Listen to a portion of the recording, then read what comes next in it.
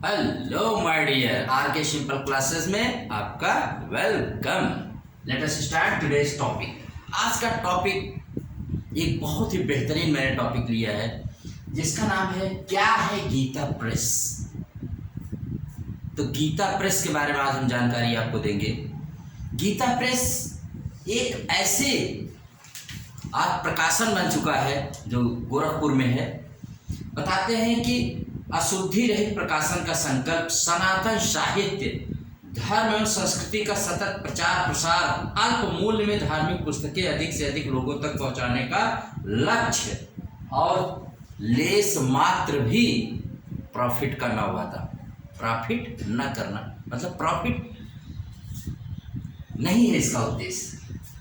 आइए कैसे शुरुआत हुई गीता प्रेस की मैं आपको बताता हूं। इसके संस्थापक जो थे सेठ दयाल गोयंदका जी कोलकाता के थे। कोलकाता में इनको ऐसा आभास इन्होंने अपने पूरा जीवन समर्पित कर दिया था गीता के प्रकाशन के लिए। गीता श्रीमद् भागवत गीता जो कि हमारे यहाँ महाभारत का एक भाग है, ठीक है।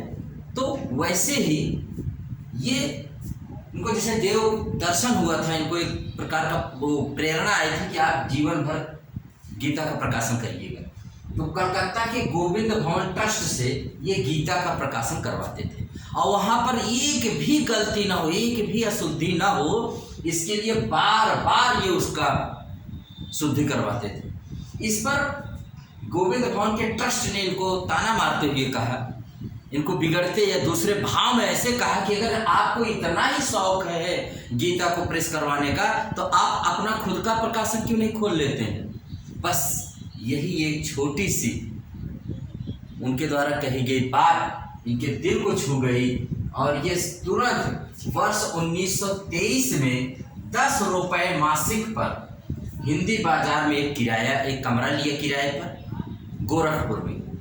कलकत्ता से गोरखपुर चले आए और वहाँ पर 10 रुपए में एक छोटा सा कमरा लिया गोरखपुर में और वहीं से गीता प्रेस की स्थापना की।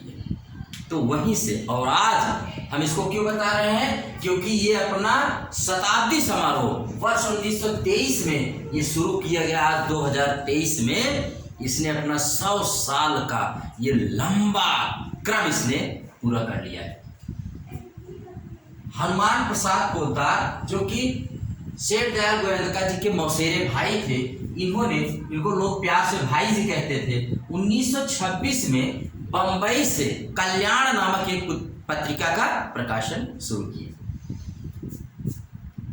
सेठ दयाल गोयंदका जी ने इनको बुला लिया अपने पास गोरखपुर में। 1927 से गीता प्रेस गोरखपुर से लगातार कल्याण पत्रिका की प्रकाशन हो रहा है। बहुत ही मशहूर कल्याण पत्रिका है, इतनी मशहूर है कि आपसे इसके बारे में जितना बताया जाए उतना कम है। कल्याण मैगजीन धार्मिक बातें, इतनी अच्छी अच्छी बातें इसमें बताई जाती हैं।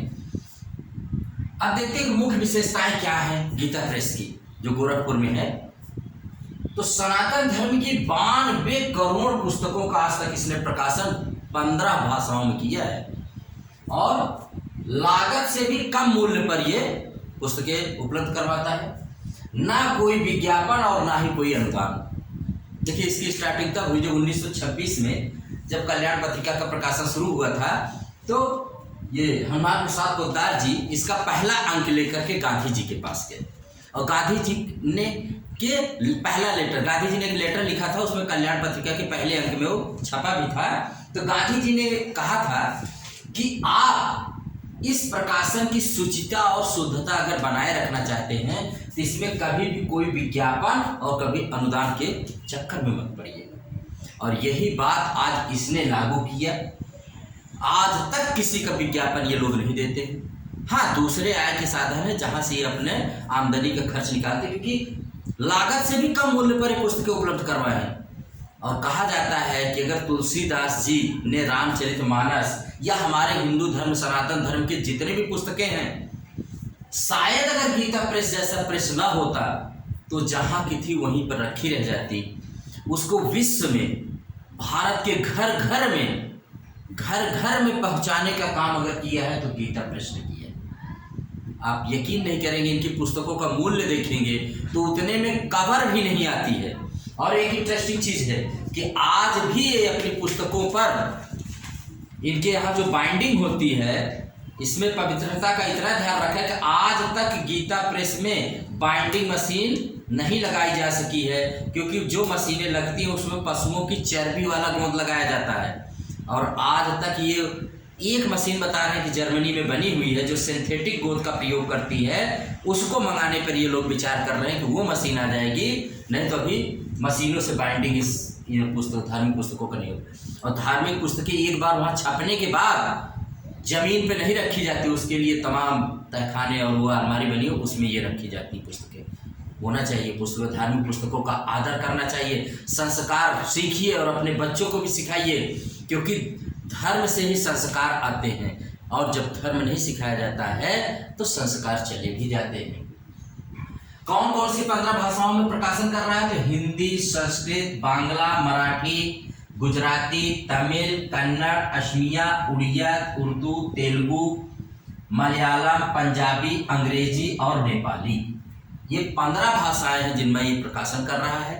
अब ये इसने घोषणा की है कि मैं अपनी पुस्तकों को डिजिटाइज फॉर्म माने वर्चुअल फॉर्म में भी, ऑनलाइन भी मैं इसको पुस्तकों को कर दूंगा, और ताकि दुनिया और इसको अच्छे से पढ़ सके। डॉक्टर राजेंद्र प्रसाद का भी इस गीता प्रेस के साथ बहुत अच्छे संबंध है। गांधी जी का मैंने बताया ही, उनके द्वारा यहाँ पर द्वार, कुछ मुख्य द्वार और कुछ भवनों का भी मैंने क्या किया गया था, उद्घाटन किया गया था। तो आप लोग भी, मेरी भी यही इच्छा है कि गीता प्रेस जैसे आज 100 साल का प्रकाशन हो गया, 100 साल इसने गुजार लिए हैं, 1000 साल तक ये रहे। आर के सिंपल क्लासेस की तरफ से यही विषय, भारत में संस्कार, आज पढ़ाई लिखाई के दौर में लोगों में संस्कार और आदर भाव सम्मान नहीं है, और ये सब बातें हमको आपको अपने धार्मिक पुस्तकों से ही मिलती हैं। वो हमारे ही धर्म नहीं, हर धर्म में अच्छी बातें बताई गई हैं, तो वो जब लोगों के बीच पहुंचती हैं तभी लोग उसको पढ़ते हैं, सुनते हैं, घुलते हैं और सीखते हैं।